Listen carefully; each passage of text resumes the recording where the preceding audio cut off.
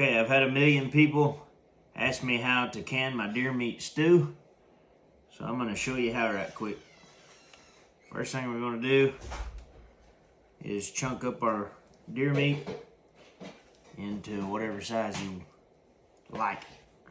Next thing we're gonna do, chop up some taters. The whole time that we're doing all this, we have a bowl of hot water with our lids in it to make sure we get a good seal. The canner's on the stove. The water's filled up to the fill line, and there's just a splash of vinegar in there, white vinegar. And we have some broth and water boiling in a pot. Okay, we got everything that we need here. I like more meat than I like vegetables in my stew. So, got deer meat, taters, some onions and carrots, and that's all I use in it. So we get our cans, sterilized cans, and we go to filling it up. You can do the portioning however you want. If you want more meat, then put more meat. If you want more taters, put more taters. Wooden spoon, you can pack this stuff down a little bit. Okay, so you're gonna pack these things about that full right there, and just set them to the side for a minute. I normally use seasoned salt, but we're out, so we're just gonna use regular old salt. Put us about a handful in there. We're gonna do that to every one of these cans. Okay, this is our broth and water mix, and we're gonna fill it up right about here to where the swell starts swelling out. And if you get rid of most of the air pockets right now, it makes you have a better seal too. Worst thing to do is to overfill them with the broth, because they'll boil over. All right, that looks good. Do that to all your cans. All right, we got everything in the jar.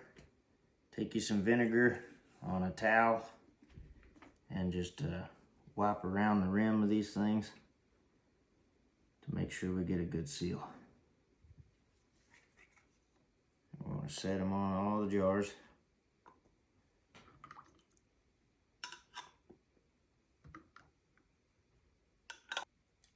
Put your ring on. Tighten it down. Put 2 fingers on it with barely any pressure at all. And when your whole jar starts to spin, that's tight enough. So that one is ready to go in the canner.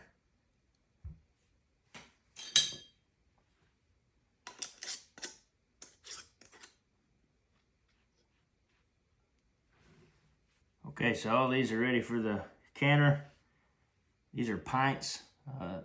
These are so I can tote them around in my backpack.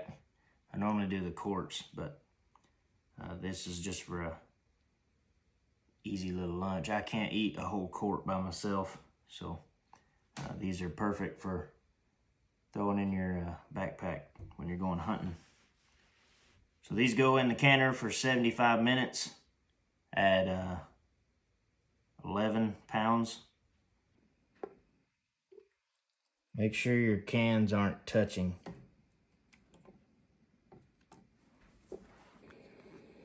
Okay, so this little thing will pop up once all this heats up.